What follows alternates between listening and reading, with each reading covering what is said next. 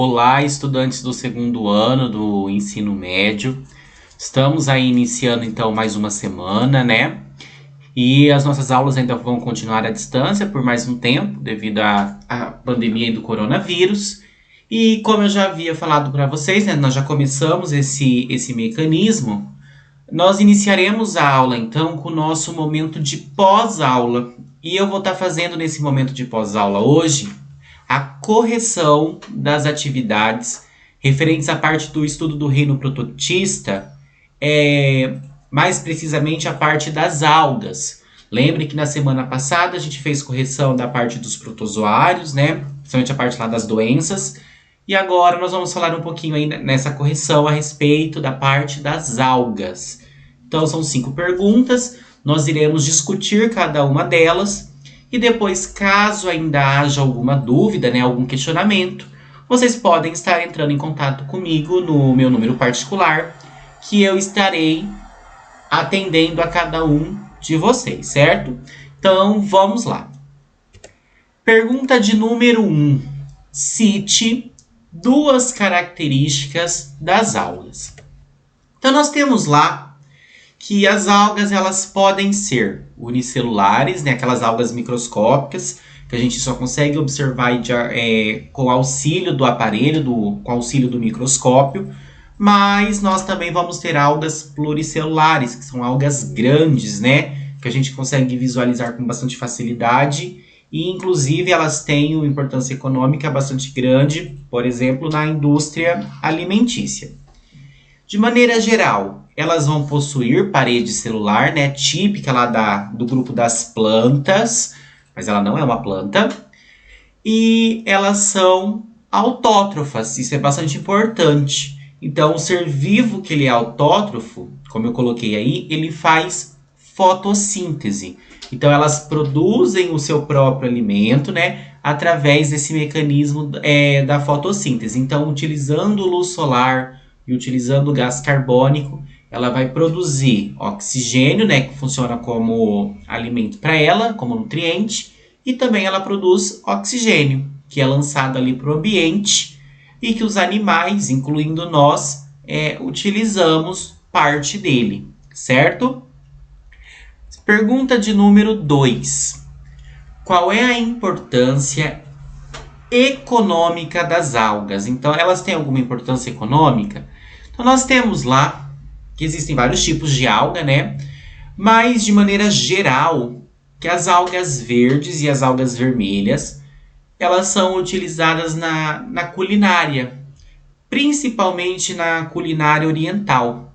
Nós temos essa culinária oriental, né, bastante disseminada e bastante esparramada pelo mundo, inclusive aqui no Brasil, mas o foco principal, né, é na culinária oriental.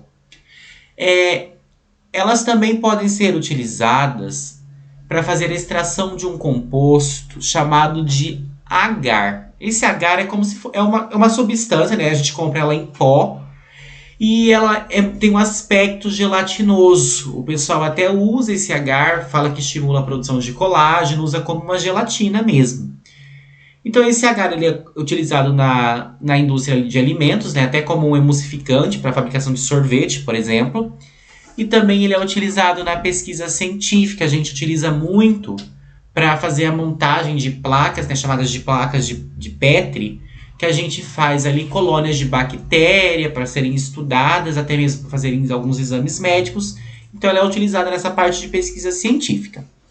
Nós temos também um tipo de alga, né, chamada de diatomácea, né, que a gente usa para fabricar, por exemplo, tintas, filtros de barro e também tijolos, porque esse tipo de alga tem uma carapaça dura e essa carapaça, como ela tem essa resistência, ela pode ser utilizada para esses fins, como a produção de filtros e a produção de tijolos, certo?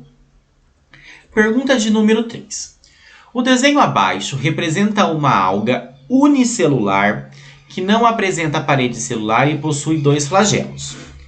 Observe que o flagelo maior emerge da célula, enquanto que o menor não. Então nós temos o esqueminha aqui dessa alga aqui bonitinha, com esse formato e com a presença desse flagelo. A pergunta diz lá: A alga representada pertence a que filo? Então, nós temos aqui algumas opções na pergunta de alternativa. Então, Euglenófita, Ginófita, Bacilariófita, Phaeófita ou Rodófita. São alguns grupos ali de algas, tem grupos ali que não são, mas enfim. Olhando essa alga aqui, de que grupo que ela é? Pela forma, pela presença do flagelo e pela descrição, claramente ela é uma alga do grupo das Euglenófitas. Então ela tem esse formato característico, tem a questão dela ser unicelular, a presença do flagelo, e também nós temos ali dentro dela, que está até com uma outra coloração, a presença desses vacúolos, certo? Então são características comuns desses tipos de alga. Pergunta de número 4. Observando criteriosamente a característica das algas, podemos englobá-las em qual reino? Então nós temos as opções ali: Monera, Protista, Fungi, Animalia e Plant. Ao contrário do que muitos pensam, ela, apesar de visualmente parecer muito com uma planta, ela não é uma planta pelo fato dela não ter tecidos verdadeiros, tá? A planta tem tecidos verdadeiros ali formando raiz, caule e folha. Aqui nós não temos. Então ela até ficou por um tempo dentro desse grupo, mas depois eles tiraram. Então ela foi jogada ali, ela é mais parecida, né, as características ali comuns, aos do reino protoctista ou reino protista. O reino animal, né, vai estar englobando os animais, o fungo, os fungos, e o reino monera está englobando ali as bactérias. Logo, então, elas são pertencentes ao reino protista. Letra B. E por fim, nós temos a última pergunta que diz o seguinte: descreva o processo de maré vermelha e os impactos deste para o meio ambiente. Então eu coloquei aqui bem detalhado, tá? Vocês não precisavam ter colocado tudo isso, né? Quase um texto. Mas enfim. Então esse fenômeno é um fenômeno que representa um desequilíbrio ecológico e ele é causado por uma proliferação, né? Um aumento no número de algas do grupo dos dinoflagelados. Principalmente uma chamada de Gonialax catenella, um nome científico, né? Por isso que está em itálico, é nome complicadinho para pronunciar. E vale ressaltar aqui, eu até coloquei ali na observação, essa proliferação anormal, né, que gera o desequilíbrio ecológico, ele não acontece do nada. Tem a mãozinha aí do ser humano de alguma forma, né? Como a maioria aí dos desastres ambientais que nós temos. Então, o que acontece? Ela é causada por alteração na salinidade e oscilações térmicas na água decorrentes do escoamento, né? Do lançamento do esgoto doméstico direto ali no oceano.